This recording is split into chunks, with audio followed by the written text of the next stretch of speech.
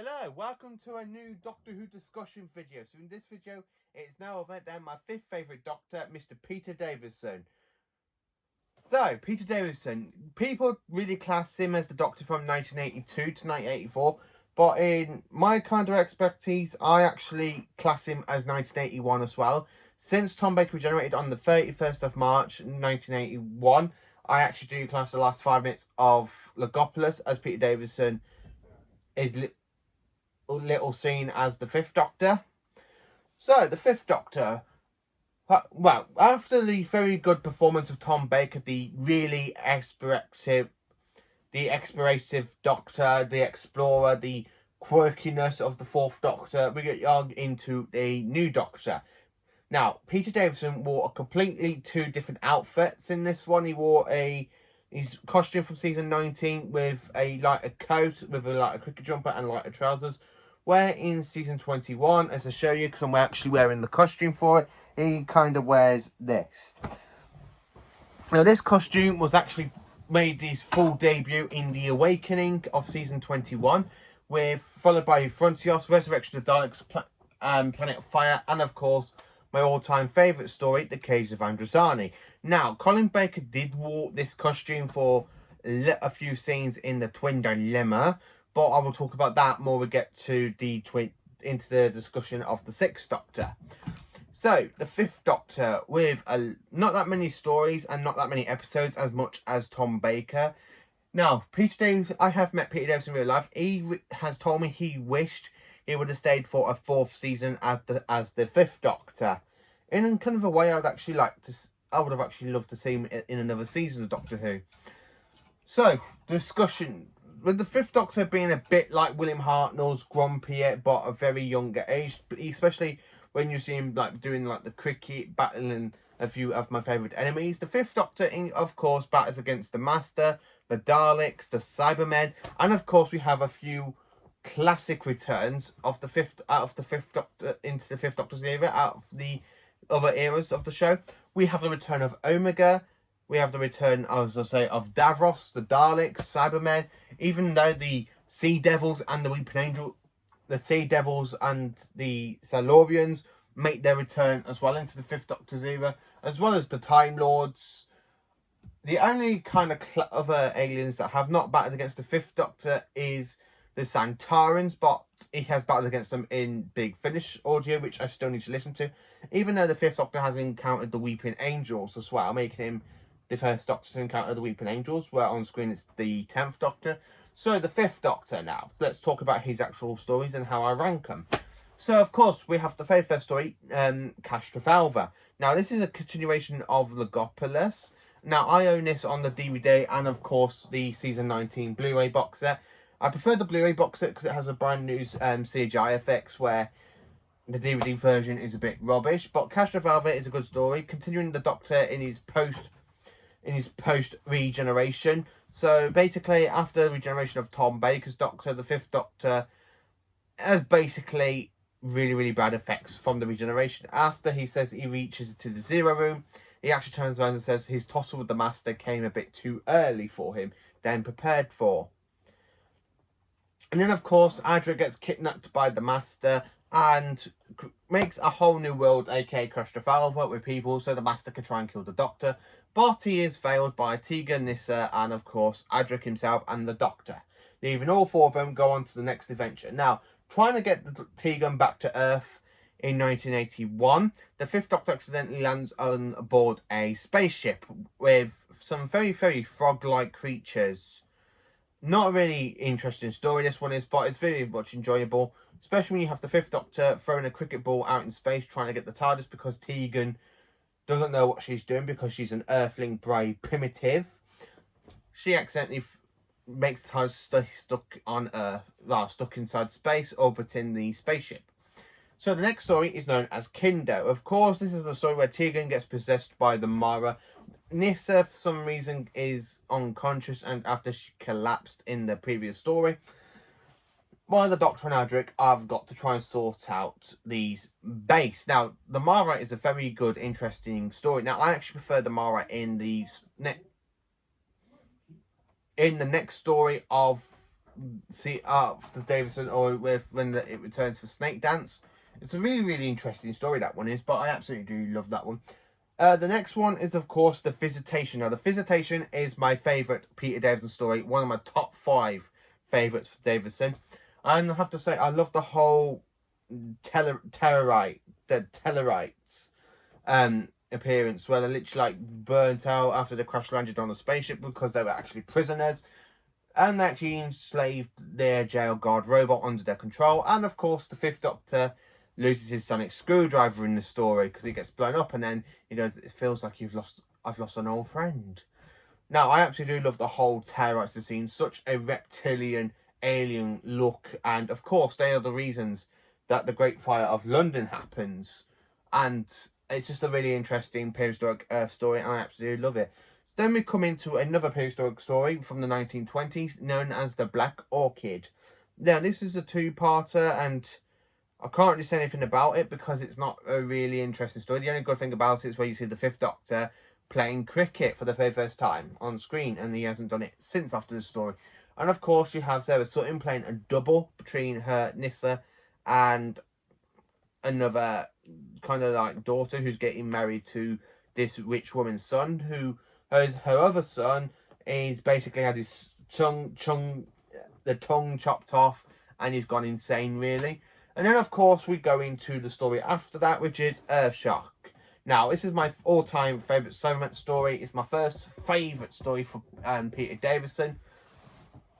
I absolutely love it. The Cybermen make their fantastic return to the show after 1975 with, of course, Tom Baker. But the Cybermen are after to destroy Earth after their home planet Mondas was destroyed, so they want to get revenge. It's just an absolutely basic story, even though it involves Adric blowing himself up to death. With the TARDIS crew basically mourning the death of Adric, you basically have them, for one episode, you have them mourning Adric after his death, but the Doctor says, let's just go somewhere else and try and get our minds off it.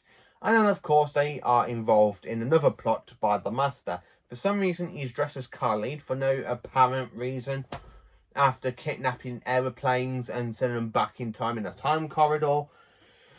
Yeah, not many people like this story, but it's really enjoyable. As you can tell, I've got it on the Blu-ray, and of course, I've got it in the Tegan Tale box set with, if I could get it down without knocking Earthshock. There we are. I've actually got it signed by Peter Davison when I met him in real life. So I will add a picture of that roundabout now, the picture of me meeting Peter Davison, then I'll carry on with the video. So yeah, that's me with Peter Davison way back in 2017. So the next story I'm going to talk about is basically called Arc of Infinity, the return of the Time Lords and the return of Omega. Now, Omega is a creature trapped in his world of antimatter, and he's trying to convert himself back into this universe by copying the Doctor's body print. Now, at this point, the Doctor is travelling with Nyssa because he accidentally left Tegan behind on Earth.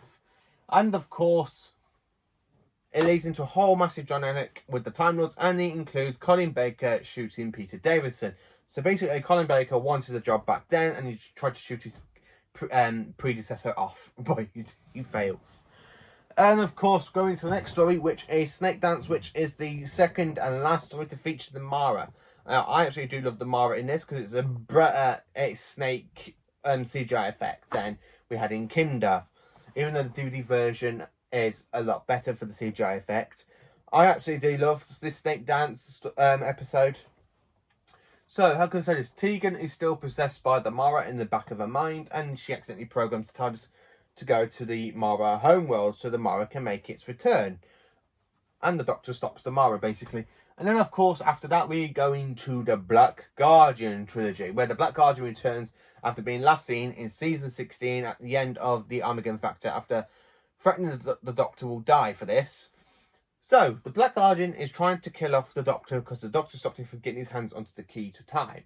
So, he goes back in time, makes contact with with an alien known as Tylo, and applying Tylo to work for the Black Guardian to try and kill the Doctor. Now, he tries 3 times in this trilogy to kill the Doctor by using Tarlo. And then, of course, Tarlo just says, enough is enough, I'm not working for you anymore. And the Black Guardian goes into fire and still needs to return.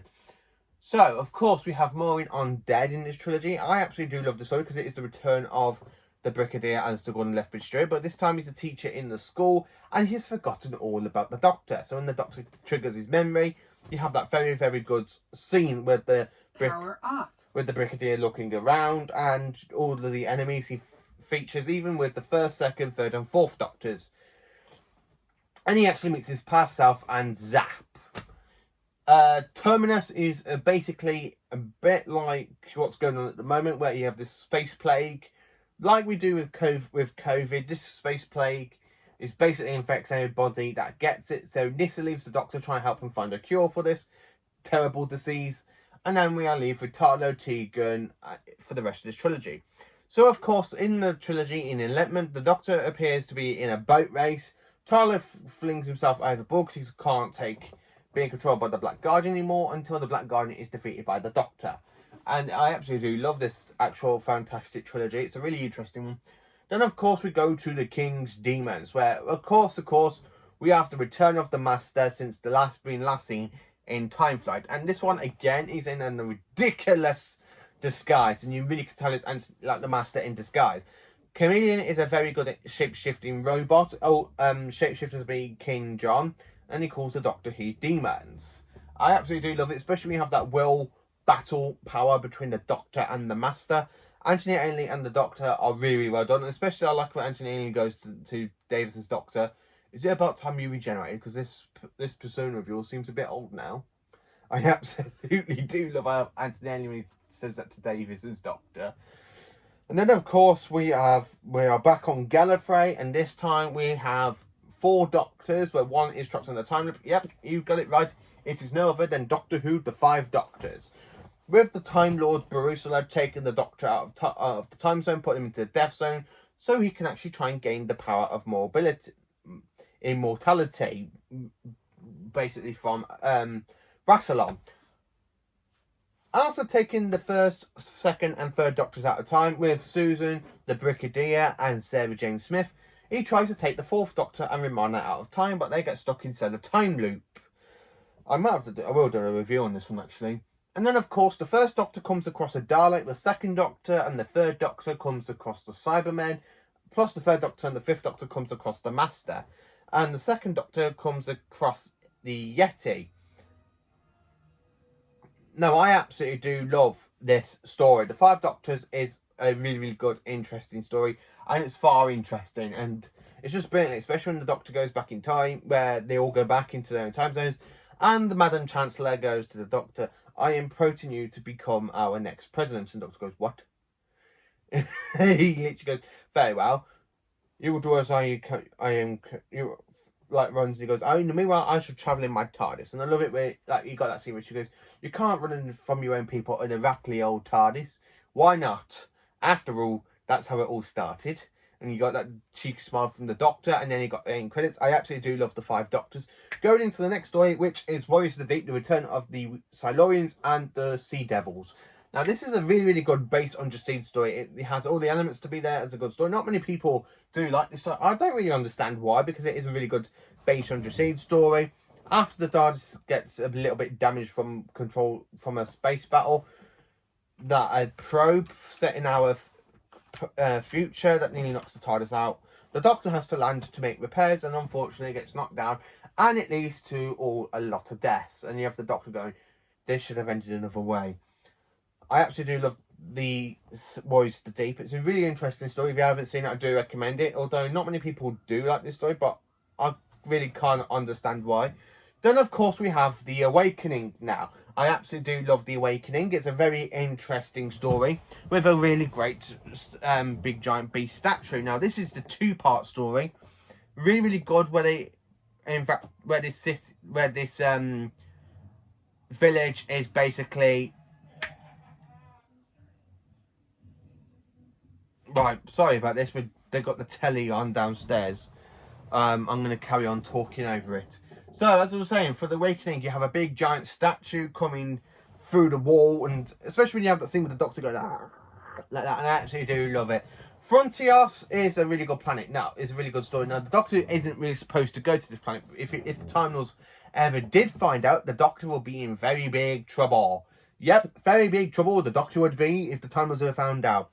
Being pulled down to the planet by using an asteroid field, they come across these kind of wood lice aliens known as Tretators. Tyler, and of course Tylo knows them because they invaded his home planet before. And of course, at the end of the story, the TARDIS gets repaired after the leader of the wood lice creatures go, "I must have the TARDIS. I must have all the power." And it uses its power to rebuild the TARDIS, and of course knocks them out. And the Doctor ditches it into an abandoned planet. And then, of course, the TARDIS crew get caught inside a time corridor again. And this time it is created by the Daleks. Going into the next story, Resurrection of the Daleks, set on Earth, 1984. Now, this is Tegan's last story with the Fifth Doctor. Now, Terry Malloy is the very first appearance for Terry Malloy as Davros. And, of course, it's just a really, really interesting story. And it's a really fantastic one as well. And it's a really, really dark story for Peter Davison. It's a very, very first dark story for the Fifth Doctor to be in, with with loads of more deaths, more catastrophics for the Doctor, and of course Tegan leaves after the Doctor uses the Magellan virus to destroy all the Daleks, and they go splurting out their Dalek guts inside the Dalek casings. Going into the Planet of Fire now. This is Tarlo's last story and Chameleon's last story, since the Doctor had to have killed the Chameleon by using the Master's TCE, the tissue manipulator. And, of course, on the planet Azote, this is the very first time in Doctor Who they actually go and film a few scenes abroad in Spain, believe it or not. It's a really interesting story. When you watch the special edition, the effects are a lot better than they are for the original. And, of course, this is Perry's first story. Now, this is Peter Davison's last story, with Anthony Ainley as the Master, as you think the Master dies because he actually burns to death while trying to repair himself, because he accidentally had an experiment that went wrong in him and he was shrunk inside his TARDIS and trying to get control of Chameleon. Right, I will do a review on the King's Demons as well because I absolutely love it. Then we are now into the last story of the Davison era, which is The Caves of Androzani. The Caves of Androzani, where the Doctor gets caught up basically in a gang war for a drug substance known as spectroxtoxemia, and the only cure for this is actually bat's milk. So with the Doctor rescuing himself and becoming under the cure of the spectroxtoxemia, he actually takes command of a spaceship and he goes, "Doctor," he goes, "Why?" "Stanley, you had a good rest." And she's like, "We'll merge you when I get in there, Doctor. I'm afraid it's not possible that way, because you see, unless of course I give you the cancer free, unless of course I can find the antidote. I owe it to my friend I'm trying to save because I got her into this. So you see, I'm not going to let you stop me now. Doctor, please." And then you have that whole credit scene with the I actually love that cliffhanger for episode 3. Then of course you have the whole mud scene with the mud bursts when they're chasing the Doctor, trying to kill them. I absolutely do love the kind of the gun war where the army with the gun war trying to kill Sirius Jack, and of course Sirius Jack does get killed by Stanley, but after Strack is killed, the Morgus, where he kills Morgus, and of course the Fifth Doctor returns to rescue Perry because she has been infected by the spectroxtoxemia. And of course she's been infected by it, and so is the Fifth Doctor, and the Fifth Doctor sacrifices himself to save Perry by giving her the only cure, and bing bang boom, the Fifth Doctor regenerates into the Sixth Doctor. So that is mainly the kind of stories and a little bit of information about them from the Fifth Doctor's era. Now, how do I rank these stories? Castrovalva, I have to say, is a 10 out of 10. I absolutely love it. Forward to Doomsday is basically a 5 out of 10. Kinder is 10 out of 10, even though the special effects ain't that good, I actually still quite enjoy it. The Visitation, 10 out of 10. Black Orchid, I have to say this, I'm so sorry to you lot for Peter Davison, but Black Orchid is a 1 out of 10. Earthshock is 10 out of 10. Arc of Infinity, is a 5 out of 10. It's not a really good, interesting story. Snake Dance, 10 out of 10. Maureen Undead, 10 out of 10. Interminus is basically a 5 out of 10. Enlightenment is 5 out of 10. The King's Demon is a 10 out of 10. I actually do love that story. The Five Doctors, again, is 10 out of 10. Warriors of the Deep is a 9 out of 10. The Awakening, 5 out of 10. Frontios is a 10 out of 10. Resurrection of the Daleks is an absolutely 10 out of 10 for me. Planet of Fire, 10 out of 10. And The Case of Androsani is 10 out of 10. So that's all the ranking for the Peter Davison era. For the Doctor to be in his ever younger version of himself, being very, very young at the time, being 29 years old when he took on the role, and he left about 30... I think he left the role after being 32, 33. Around about 32, 33, he left the role and regenerated into Colin Baker. So somewhat Peter Davison's era, after battling against the Daleks, Davros, Time Lords, the Master, Cybermen, Sea Devils, the Silurians, the Fifth Doctor had a really good, interesting run. And of course, with travelling Adric, Tegan and Tarlo, Anissa, of course, with Chameleon and Perry, having so many companions, the Fifth Doctor always blamed himself for the death of Adric, which really wasn't the Doctor's fault, because the crew of the freighter did try to get Adric off, and Adric just ignored them, and he goes, no, I never know if I was right. And of course, it was just a really good story. So this is my discussion of the Fifth Doctor and his era of stories. What is your favourite Fifth Doctor story? What is your favourite companion? And of course, what is it you love about the Fifth Doctor? For me, I absolutely love his costume from season 21. Now, the only thing I do need to get for this cosplay is a stick of Sillery, so I can put it on me lapel when I go to Comic-Con. And I'm really quite looking forward to going Comic-Con dressed as the Fifth Doctor. I will be wearing in this. So if anybody is in the Telford Comic-Con in November and you see me wearing this, please come up and talk to me. At least I do like to talk to my subscribers, and I'm a very friendly, nice person. So thank you for watching this video. Please do like, subscribe and share to my channel, and I hope you all have a very good day. Thank you for watching.